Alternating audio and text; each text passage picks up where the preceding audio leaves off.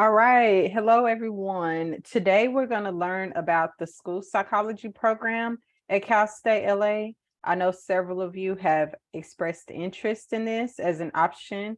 So I'm so excited that we have two students who are with the School Psychology Student Association, and they're here to tell us all about the program. How do you apply? How do you get in? And those types of things. And I'll answer some questions at the end. But whoever wants to begin, you could go ahead and introduce yourselves and get started with your slides. Thank you for joining us today. All right, thank you. Hi, everyone. My name is Chen. I'm in the second year program at Cal State LA, and I'm here representing our club, the School Psychology Student Association, as this year's president. Hi, everyone. I'm Cara Vanasse. I'm also in my second year in the School Psychology grad program here at Cal State LA. And I'm also part of the School Psychology Student Association as this year's vice president.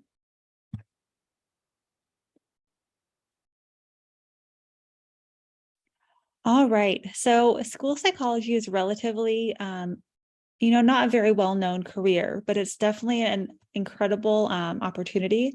So here are some questions that might be helpful to ask yourself when you're thinking of what you want your future career to be. Do you want to make a positive difference in someone's life? Help create effective schools, working with children and youth and families and teachers, and also help, contribute to the community as well. So with school psychology, now more than ever, there are a lot of job openings.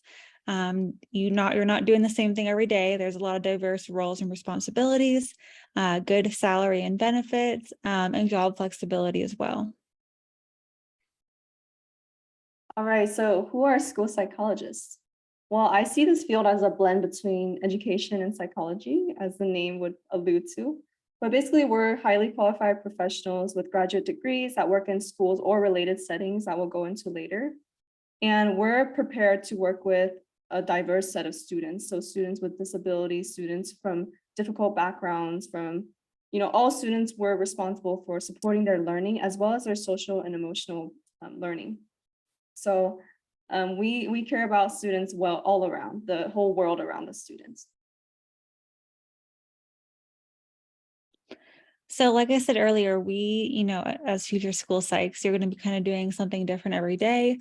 Some of the main things that school psychs do include conducting assessments, counseling, and other mental health and academic services. That could be doing a training with parents or with teachers and supporting other staff as well.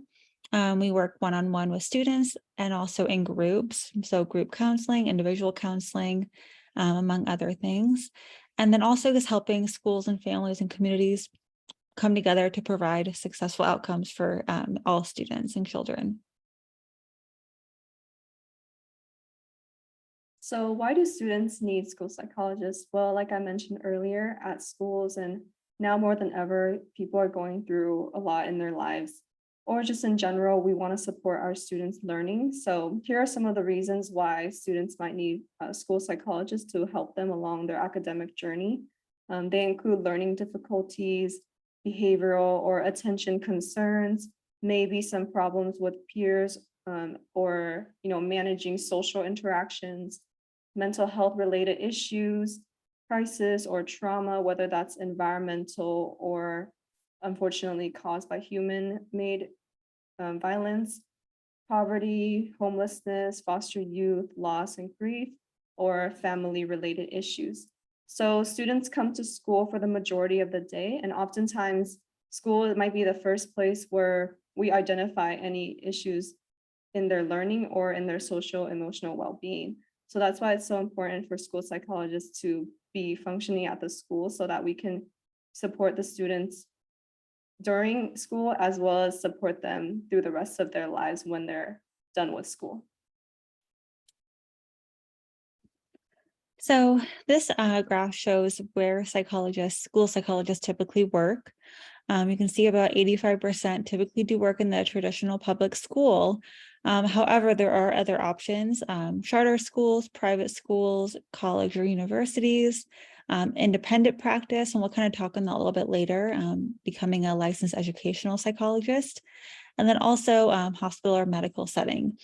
So I think some people think that, oh, you can only work in a school, and there are a ton of other options if later on in your career you're wanting a different environment.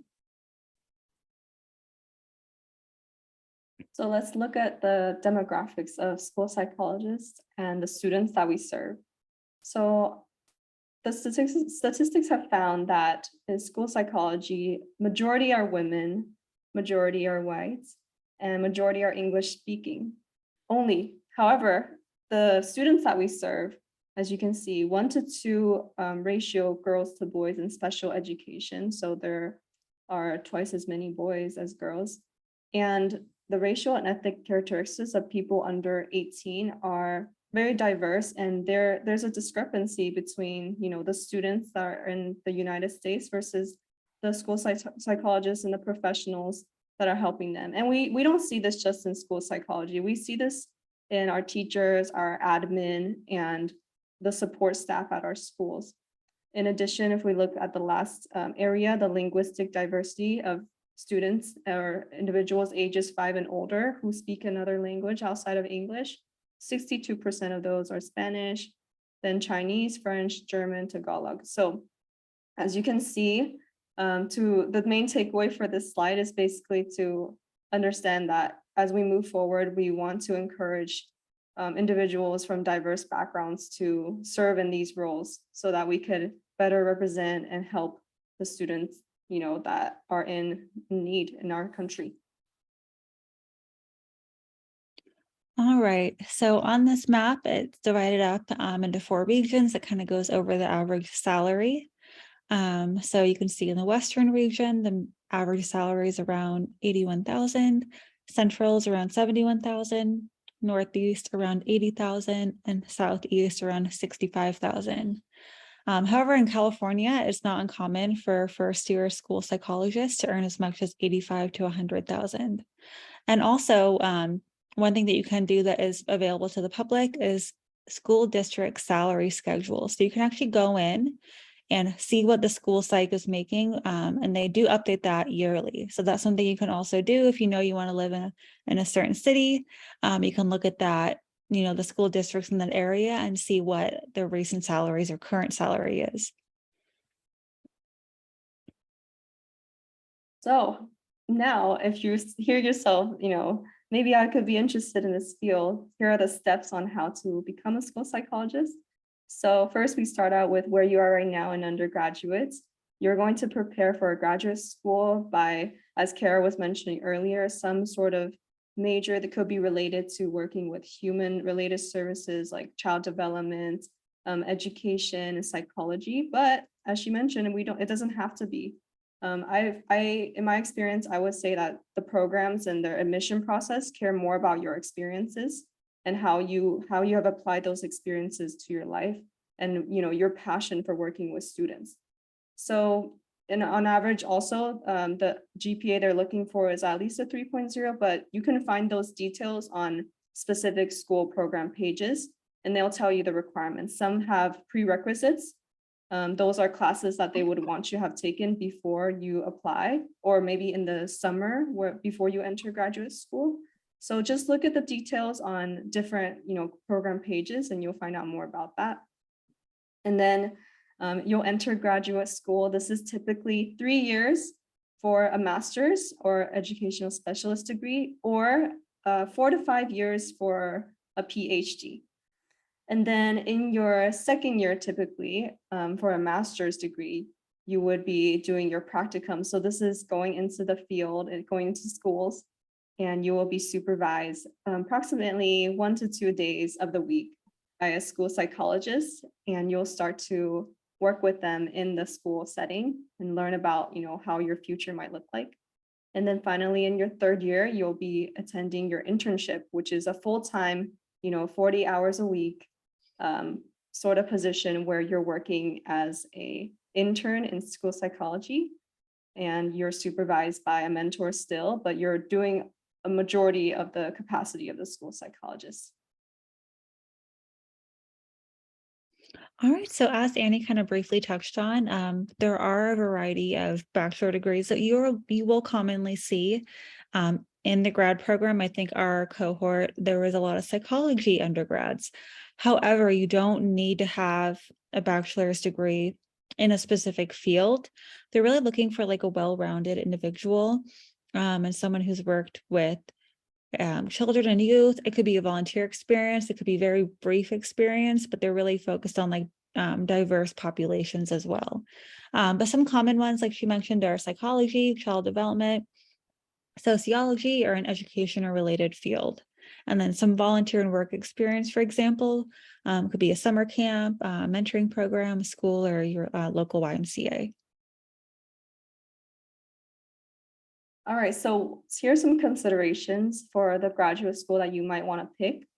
So the level of degree, like I said earlier, could be a master's educational specialist, which is usually signified by EDS, or a PhD.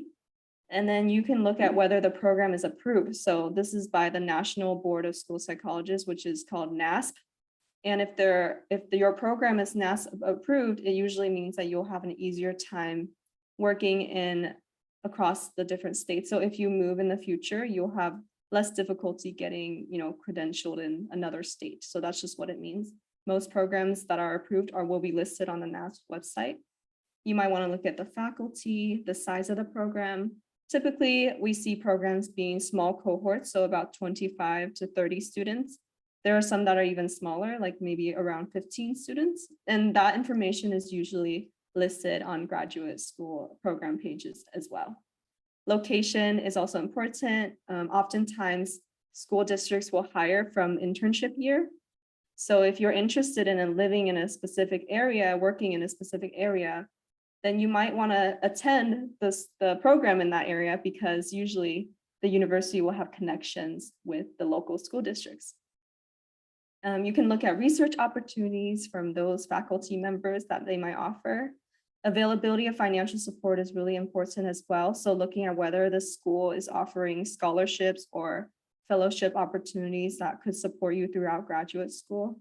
As you can tell, maybe by the second year, when you're working in the practicum for 1 to 2 times a week, it's harder to work full time. And finally, employment rates and rate of completion might be listed on the website. From what I heard from our professors, this field is very in demand, and most individuals are hired before they finish their graduate school in the 3rd year or within that summer. And then finally, advising opportunities. So how do the professors in this program support the students?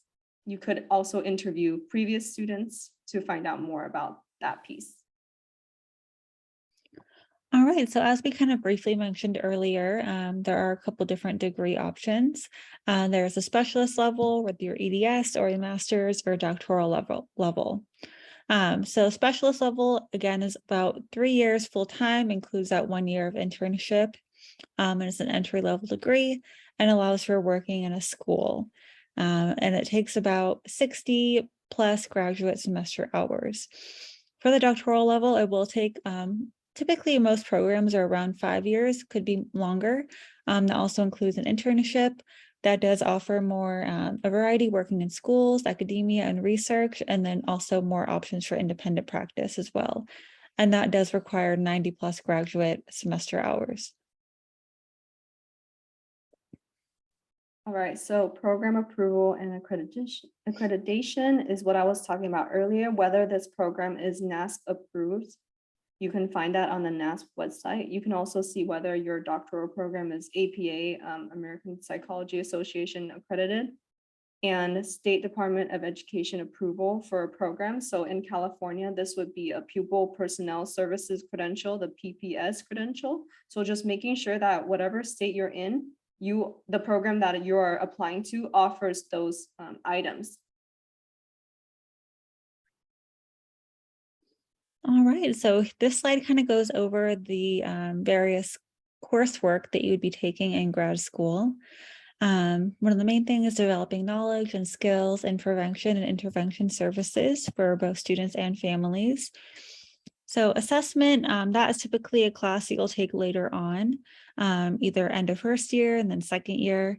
And then also academic and learning interventions, mental and behavioral health interventions, instructional support, special education services, crisis response, family school collaboration, and cultural competence. You'll have some seminars that you take. You might be also working closely with the school-based family counseling program. So far, I've had a great experience, with all the professors that we've had, and everyone's been really supportive, and it's been a great experience. Yeah, and just to add on, our program at Cal State LA emphasizes counseling because we are earning our Master's of Science in Counseling option in school psychology. So we've had a lot of wonderful counseling classes that has really prepared us, even in the first year, so that once we're in our practicum, we feel very confident with our counseling skills.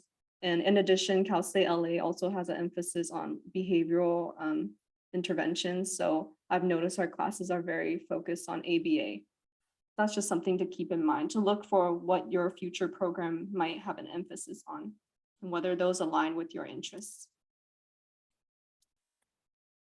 Okay, so as we mentioned in graduate school coursework, these are, the skills that you would want to leave graduate school with. So data collection and analysis, how to qualify, students for special education using multi-method assessment methods, resilience and risk factors, making sure that what you're doing in school and how you're assessing the students is, trauma informed and culturally competent. Consultation and collaboration is the piece where you're working with other adults in the school, like administrators and special education teachers, BCBAs, instructional aides, and teachers, and most importantly. So helping teachers, manage their classrooms and any difficult behaviors that they might encounter. Diversity in development and learning, research and program evaluation, making sure that your school culture is one that is welcoming and safe and conducive to student learning. So school culture is related to positive behavioral intervention systems, and that's something that we'll talk about.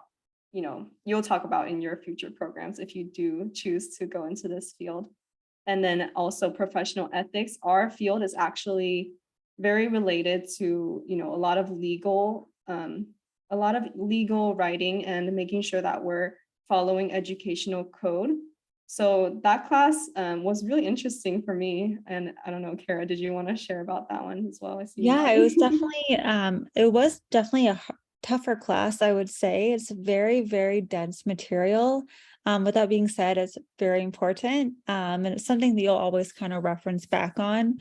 NASP has like the codes. And so it's always something, that you need to be aware of in this field. So again, not like the most interesting material, but very important for what we do. Yeah, I just wanted to highlight that because that's something that I didn't expect or wasn't aware of before I entered our program, that we would be working so closely with, law and ethics, stuff like that. But I understand, and it's really important. So just in case you guys didn't know. All right, so here are the two different fieldwork experiences. So I'll kind of talk on the master's or ed specialist route. That's what we're in our master's. So practicum is our second year. So Annie and I are both in our practicum right now. And it's supervised experience in a school. Typically, it will be in a school environment. I know some programs may have options in clinics or related settings. And about 450 hours a week. So that equates to about 1.5 to 2 days per week. I know most of my cohort, I think we do 2 days a week. And so it's been really great to see kind of like what we've been learning applied in the, in real life, and things don't always look the same, and like things will pop up and you'll be sitting down to write a report, but then a student will come in, and it's kind of hectic, but it's a really, really cool experience to be still a student and be learning and get that experience and get that support. And then internship is the final year. It's the third year, so about 1,200 to 1,500 or more hours. And this, like we mentioned earlier, is a full 40-hour week. And you have your own caseload. You're still under the supervision of a school psychologist, but you kind of are on, have some more responsibility. So you have your own caseload, you have, more things that you're running and you're doing assessments on your own. So that's a really great experience, again, to get that support before you're out on your own as a school psych. And then even when you're on your own, school psychology is a pretty like tight-knit field. I would say that, school psychs lean on each other a lot too, which has been really great. Yeah, that was really well summarized. And the 450 hours for practicum is something that for our program we do in our second year, but that's something you might want to ask when you're interviewing for, a potential program in the future, because I do know that some programs start in their first year even. However, for Cal State LA, we focused on academics during our first year, and then we started practicum the second year. So that's just something to keep in mind when you ask. And if you interview for several programs, you can learn a little bit more about the structure. So getting a job. So school psychologists must hold a current valid state credential for practice. So like I said earlier, in California, that is called the Pupil Personnel Services Credential in School Psychology. And for California, you can actually have an opportunity to earn a licensed educational psychologist credential. So what this is the licensing you need to practice privately. This is really unique for California. Other states don't necessarily have this. And it just means that you could potentially open your own practice and not have to work in, under an employer. You would be your own employer. And how you get this is you work in the school for 3 years full-time as a school psychologist, and then you take a test, and then you can become a licensed educational psychologist. So this is a unique experience that is available to you in California, if you are interested in opening your own private practice. And then this additional bullet point, I know it's not on the slides that I shared with Dr. Williams-Awodeha, but this is the job listing where all of us basically find our jobs. And you can start looking at edjoin.com even now, because they have a lot of options for positions in school districts that aren't just, for the final like school psychologists or full-time teachers. They have like instructional aides, they have behavioral support people, they have paraprofessionals. So if you are hoping to get a head start and start working in the schools to see, maybe this field might be for you, you can go to edjoin.com. And in the future, when you apply for internships, if you do choose this career, this is also the website that we use in California to find all our jobs. All right, so the job outlook for school psychologists. Again, like I mentioned earlier, definitely now more than ever, we're in high national demand for school psychologists.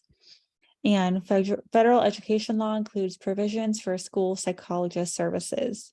And a particular need is professionals from culturally and linguistically diverse backgrounds. And that's something that Cal State LA definitely does emphasize. So yeah, this is an amazing, stable career with good benefits, good variety in your day. And for several years, school psychologist has been listed in the top 10 among best social services job in US News and World Report. So in conclusion, obviously we're biased, but we think that school psychology is a great career choice especially for people who are passionate about, impacting the lives of youth, helping the world around the child, including their parents, their educators, community people, using evidence-based, culturally relevant practices in the field of education and emphasis on mental health as well. And also, if you're an individual who likes to do different things every day and likes, variety and likes the school environment as well as the school calendar, I think this would be a very great career for you to consider.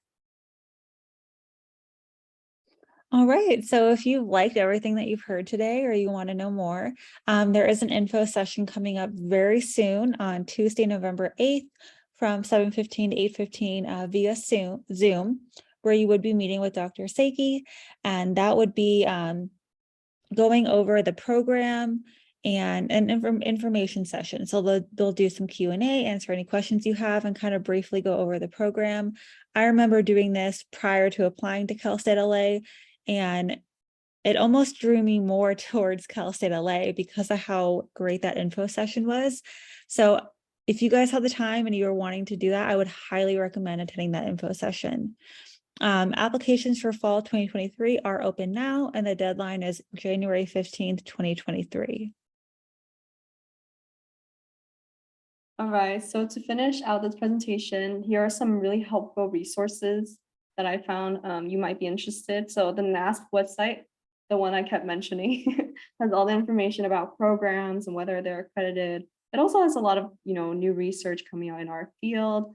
National School Psychology Awareness Week is actually coming up in the second week of November. So all of that information can be found there. And then we have to, of course, tag in our program. So this is Cal State LA School Psychology Program page on the second link. And here you can find what Cara was talking about, that information session with a Zoom link, the fact sheet. So like all the classes listed out, what you need to take, how to graduate, and application information as well. And then we have our club website linked there and our Instagram if you want to see a little bit more into like the lives of students. So that concludes our presentation. I'm going to stop sharing my screen right now and we'll answer any questions. Thank you both. That was really informative. One thing that I do like to emphasize with students is that any profession that is written into law is usually a good choice in terms of job security. So rehabilitation counseling is a similar thing. Rehabilitation services, we could pretty much guarantee that there's going to be jobs available because the federal government and states have written us into the laws and requirements to be a support for the public in that way. So that is always something to consider. And I'm glad that you all mentioned that. But it also means that there's a tremendous need, especially for people of diverse backgrounds, people who speak multiple languages. So thank you for emphasizing that as well in terms of cultural competence and just the need for students having individuals support them who are from the community and who understand, some of the things that they're experiencing. So thank you for that. I wanted to ask, for this program in particular, is there a cap or a limit on how many students you all admit every year? So I know they typically admit 24 per cohort. But I believe depending on the number of applicants, that could be like slightly adjusted. Our year, they accepted 26. So it does vary, but I would say around 24, 25 is what it pretty consistently is at. I know when I was applying, they let us know that it'd be 24. So we didn't know until after that it ended up being 2 more people. So 24, I would say, is a safe number. Okay, thank you. And is it a very competitive program? Do you have information about how many applicants are usually interested? Because some students want to know, okay, is my application going to be one of 100 or one of 1,000? Because it kind of gives them an idea of like the scale of how they might be compared against other applicants. Do you have information about the competitiveness? Yeah, so I believe the number I saw, and it's listed on the Cal State LA School Psychology Program page, was 300 applicants and 24 to 26. So it is competitive, to be honest. However, I do feel like having, experience in rehabilitation services, having this major or these classes on your transcript is already a strong suit. And getting those experiences, like we mentioned earlier, working with students, working in schools, will also strengthen your application. So don't be deterred by, the numbers. Our program faculty is very warm and welcoming. I can give you a little insight as well into the interview process from our year. They first started out with a presentation about our program to kind of tell all the applicants what we can offer. And then we had individual interviews, approximately 15 to 30 minutes, right, Cara? Yeah, I would say 10 to 15. And yeah, so the program faculty really get to know you during the interview, and then we go into a group interview setting, and then I believe that year's school psychology student association presented at the end. So it's very comprehensive, our interview process. yeah, so in that group interview, they present kind of like a mini case study and have you kind of brainstorm how you would go about like addressing the concerns. So that I remember being like pretty scared to do that, but everyone was super talkative and kind of building off each other. And I think they were really looking at how we worked with one another in the interview as well. And our interview was on Zoom. So that, and I don't know moving forward with, things being a lot more opened up now, but it was about like a 4-hour process, but you're not talking and actively participating in that entire 4-hour window. So I like that they really kind of gave you a snapshot of what it would be like to be in the program. Thank you. Thank you for that overview of the process. That's tremendously helpful. My last question I'll ask, is there any advice that you would have given to yourself whenever you were applying for this program? Any shoulda, coulda, wouldas? So Cara and I were actually talking about this before today's meeting. And we were saying that we wish we had more experience working with population students with disabilities. So I personally had a lot of experience working with students in general, like tutoring, reading intervention, art lessons, stuff like that. But I do think that in the interviews, they want to see if you have experience working with students with disabilities or diverse populations, behavioral management. How would you address, this difficult behavior? So try to get some experience. It doesn't have to be, that specific position for the entirety of your role. But if you can come up with some examples where, you have worked with one student even in that population and explain how you were able to grow as a person through it, that's what they want to see. How about you, Cara? Yeah, I would say too, one thing I wanted to touch on really briefly was, so I minored in special education, and that kind of was what like opened my world more towards education in addition to my major in psych. But that kind of gave me opportunities of working with diverse populations. So I would say, and I don't know off the top of my head if Cal State LA offers a minor in special education, but definitely something to look into because we do work with that population a lot. But again, if you don't have all that direct experience, that's okay too. I think they're really looking for like a well-rounded individual. One thing I would tell my younger self, I think I felt a lot of pressure out of undergrad to go right to grad school. And I actually took about 6 years off. So I would say, don't put too much pressure on yourself to figure it out right away. I'm thankful that I had the time. Sometimes I think, oh, I could already be in my career now, but I will say, take the time and really think it through and talk to school psychs, talk to us, talk to your professors. Like, I don't know if shadowing is really like allowed just for legal reasons, but talk to people who are in the field. And from my experience, that's what I did prior to applying to the program. Everyone was like, you're going to love it. Here's like what we do. So I think just, giving yourself grace and knowing that it's okay if you take a little bit of time off and really sit down and think about what you want to do and get some experience in the meantime. Thank you both. I appreciate those answers. It has me thinking about ways that current students could incorporate some of your recommendations.